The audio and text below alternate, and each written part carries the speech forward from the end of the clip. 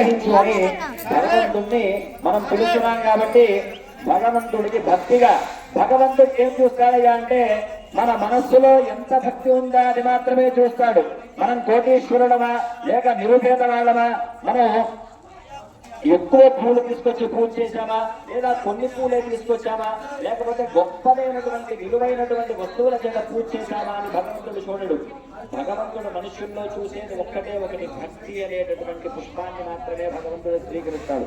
కాబట్టి మీరు చాలా భక్తి శ్రద్ధలతో ఈ యొక్క వ్రతాన్ని చేసుకున్నట్లయితే ఆ భగవంతుడి యొక్క అనుగ్రహం తప్పకుండా లభిస్తుంది అని మనకి చెప్పబడిన కారణం చేత ఈ పూజ అయ్యేంత వరకు కూడాను ఎటువంటి వ్యావహారికమైనటువంటి మాటలు మాట్లాడకుండా ప్రతిరోజు కూడా భగవంతుడు మనకి మాట ఇచ్చిన మొదలు చివరి వరకు కూడాను మనం ఏదో ఒక మాటను మాట్లాడుతూనే ఉంటాం. అది మంచికి కానివ్వండి చెడుకు కానివ్వండి. ఈ భగవంతుడి దగ్గర ఉన్నటువంటి కొంచెంసేపు మాత్రం కూడాను 3 కరణాలు త్రికరణాలు అంటారనమాట. మన మనస్సు, మన మాట,